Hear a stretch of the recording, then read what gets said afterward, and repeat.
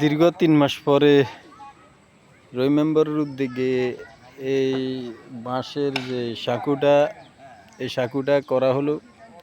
তো ইনশাল্লাহ কালকে থেকে মানুষ, শুক্রবার থেকে মানুষ চলাফেরা করতে পারবে। মানুষ এই সাঁকুটা না থাকার কারণে মানুষ অনেক কষ্ট করতে হয়েছে। যে মাদ্রাসা, স্কুল, পোলাপাইন, ছেলে ফেলে অনেক দূর ঘুরে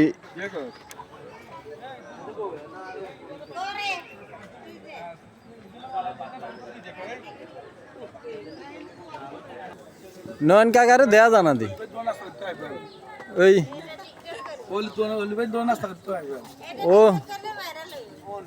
ইয়া ভাই কালকে তো মানুষ হাঁটতে পারবো তো? ইনশাআল্লাহ কাল থেকে হাঁটতে পারবে। এখনো টুকটাক কিছু মানুষ চলাফেরা করতেছে, আর আগামী কালকে থেকে কিছু কিরণের উদ্যোগে ব্রিজটা হয়েছে আপ্রাণ চেষ্টা বাতাবাজে কথাবার্তা এলাকার কিছু একটা সকল সময় কি করেছেন মেরামত করে এবং কি করেছেন এলাকার লোকজনের চলাচলের জন্য ব্যবস্থা করে দেয় মেম্বারে। আর কথা কিছু ফাও কথা না,